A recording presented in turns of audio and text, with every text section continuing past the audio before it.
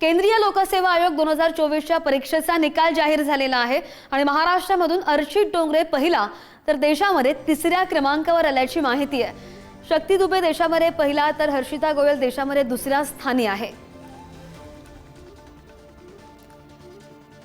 केंद्रीय लोकसेवा आयोग म्हणजे यूपीएससी एग्जामचा रिझल्ट लागलेला आहे। 2024 ची ही परीक्षा होती आणि याचा निकाल आता जाहीर झालेला आहे आणि यामध्ये महाराष्ट्रामधून अर्चित डोंगरे पहिला आलाय तर देशामध्ये तिसऱ्या क्रमांकावर तो आलेला आहे।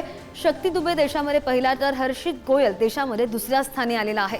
यूपीएससीची परीक्षा बऱ्याच काळापासून हे विद्यार्थी परीक्षेची कसून तयारी करत असतात आणि त्याच या परीक्षेमध्ये या दोन विद्यार्थ्यांना बरंच भरभरून यश मिळालेलं आहे आणि यश संपादन केलंय। केंद्रीय लोकसेवा आयोग 2024च्या परीक्षेचा निकाल जाहीर झालेला आहे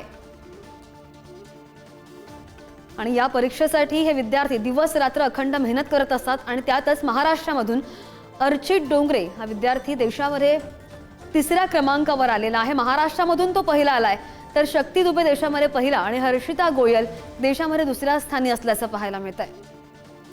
अधिकची माहिती आमचे प्रतिनिधी शिवाजी काळे आपल्या सोबत आहेत। शिवाजी, आज यूपीएससीचा रिझल्ट लागलेला आहे।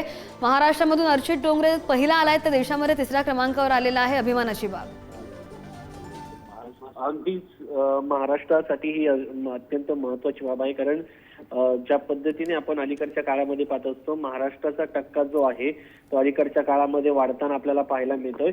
खास करून यूपीएससी मध्ये जर महाराष्ट्राचा टक्का वाढला तर केंद्रीय स्तरावर किंवा इतर राज्यामध्ये देखील महाराष्ट्रातील मुलं ज्या पद्धतीने अधिकारी असतात आणि अधिकारी झाल्यानंतर जे इतर लोक आहेत त्यांचं जनकल्याण करण्यासाठी निश्चितपणे मदतीचं ठरतं आणि त्या दृष्टिकोनातून ही महत्त्वाची घडामोड म्हणायला लागेल। आणि जर आपण पाहिलं तर यादी पाहिल्यानंतर ही बाब महत्त्वाची वाटते की महाराष्ट्रातून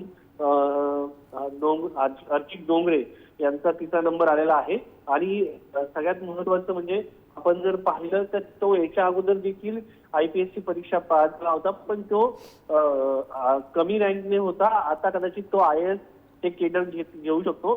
त्या दृष्टिकोनातून ही महत्त्वाची बातमी आहे। अगदी अगदी शिवाजी, धन्यवाद दिल्या सगळ्या सविस्तर माहितीसाठी।